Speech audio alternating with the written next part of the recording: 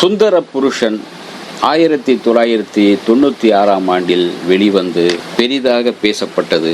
ஒரு சாதாரண நடிகர், துணை இயக்குனர் என்று பாக்கியராஜின் படங்களில் பணியாற்றி வந்த லிவிங்ஸ்டன் கதைநாயகனாக தன்னை திரும்பி பார்க்க வைத்த திரைப்படம்தான் சுந்தர புருஷன்.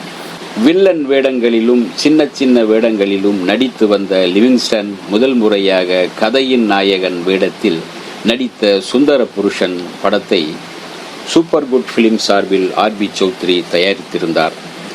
ஆர்.பி. சௌத்ரியின் தயாரிப்பும் அங்கு அவருடைய படங்களும் என்றும் மோசமானதில்லை, கை சுட்டதில்லை. பார்க்க ரசிக்க வைத்தன, பேச வைத்தன. அப்படி ஒரு படம்தான் சுந்தர புருஷன். திரைக்கு முன்னால் தோன்றியவர்கள் லிவிங்ஸ்டன், வடிவேலு, வினு சக்கரவர்த்தி, சௌமியன், ரம்பா, வடிவுக்கரசி மற்றும் பலர்.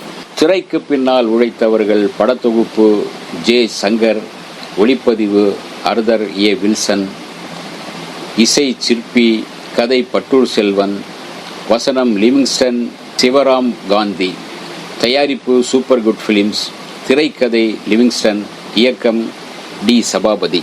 முதலில் சுந்தர புருஷன் கதையை கேட்ட பல தயாரிப்பாளர்களும் லிவிங்ஸ்டன் படத்தை இயக்கலாம், ஆனால் கதை நாயகனாக நடிக்கக்கூடாது என்று நிபந்தனை விதித்து விட்டார்கள். ஆனால் தயாரிப்பாளர் ஆர்.பி. சௌத்ரி மட்டும்தான் லிவிங்ஸ்டன் நடிப்பதற்கும் சம்மதம் தெரிவித்து அவரை உற்சாகப்படுத்தியதால் அவர் கதைநாயகனாக துணிந்து நடித்தார். எனவே படத்தில் தன்னுடைய பங்களிப்பை நிறையவே ஏற்றுக்கொண்டார். திரைக்கதையில், வசனத்தில் நிறைய உழைத்தார். இந்த படத்தை ஒரு மாறுபட்ட திரைக்கதையாக அமைக்கவும், எல்லோரும் ரசிக்கும் வகையில் தன் கதாபாத்திரத்தை உருவாக்கவும் மிகவும் மெனக்கெட்டார் லிவிங்ஸ்டன். அதனால்தான் இந்த படம் அவருக்கு வெற்றியை ஈட்டி தந்தது. தமிழில் வெற்றி பெற்ற சுந்தர புருஷன் பி.சி. பட்டில் நடிக்க சன்னப்பா சன்னகவுடா என்ற பெயரில் கன்னடத்தில் மறுவாக்கம் செய்யப்பட்டது. 2006ஆம் ஆண்டு சுனில் ஆர்த்தி அகர்வால் நடிக்க அண்டலா ராமுடு என்ற பெயரில் தெலுங்கிலும் வெளியாகி வெற்றி பெற்றது. சுந்தர புருஷன் கதை சுருக்கம் என்ன பார்ப்போம். சிறு வயதிலிருந்தே லிவிங்ஸ்டனுக்கு தன் மாமன் மகள் ரம்பாவை மிகவும் பிடிக்கும்.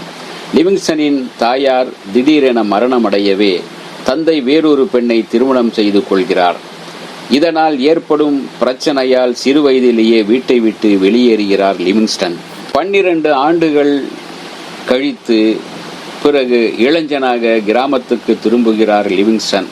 தன் தந்தை இரண்டாவதாக திருமணம் செய்து கொண்ட சித்தி மகனான வடிவேலுவை தன் தம்பியாக ஏற்றுக்கொள்கிறார். அழகு மயிலாக வளர்ந்து நிற்கும் ரம்பாவை கண்டதும் சொக்கி போகிறார். எப்படியாவது அவரை திருமணம் செய்து கொள்ள விரும்புகின்றார் லிவிங்ஸ்டன். ஆனால் ரம்பாவோ வேறொரு இளைஞனை காதலிக்கிறார். ரம்பா காதலிக்கும் இளைஞருக்கே அவரை திருமணம் செய்து கொடுக்க திட்டமிடுகிறார் ரம்பாவின் தந்தை. எப்படியாவது தன் சகோதரன் லிவிங்ஸ்டனை ரம்பாவுடன் சேர்த்து வைக்க வேண்டும் என்ற முடிவெடுக்கின்றார் வடிவேலு. சில திட்டங்கள் தீட்டி ரம்பாவை மணக்க இருந்த மாப்பிள்ளையை சிறைக்கு அனுப்பிவிடுகிறார். இப்போது வேறு வழி இல்லாமல் ரம்பாவை லிவிங்ஸ்டனுக்கு திருமணம் செய்து வைக்கிறார் அவரது தந்தை. இந்த விஷயம் ரம்பாவுக்கு தெரிய வரும்போது அவர் என்ன முடிவெடுத்தார்? லிவிங்ஸ்டனுடன் தன் மன வாழ்வை தொடங்கினாரா, அல்லது சூழ்ச்சி செய்து தன் காதலனை சிறைக்கு அனுப்பிவிட்டு தன்னை மணந்து கொண்ட லிவிங்ஸ்டனை விட்டு பிரிகிறாரா என்பதை படத்தின் இறுதி காட்சியில் புரிய வைத்திருப்பார் திரைக்கதையாளர் லிவிங்ஸ்டன். சுந்தர புருஷன் சுமாரான புருஷன் அல்ல, சுந்தரமான புருஷன்தான். எல்லோரும் ரசித்த புருஷன்தான். இந்த வீடியோ உங்களுக்கு பிடிச்சிருந்தா லைக் பண்ணுங்க, ஷேர் பண்ணுங்க, கமெண்ட் பண்ணுங்க, சப்ஸ்கிரைப் பண்ணுங்க, மறக்காம பெல் ஐகானை கிளிக் பண்ணுங்க.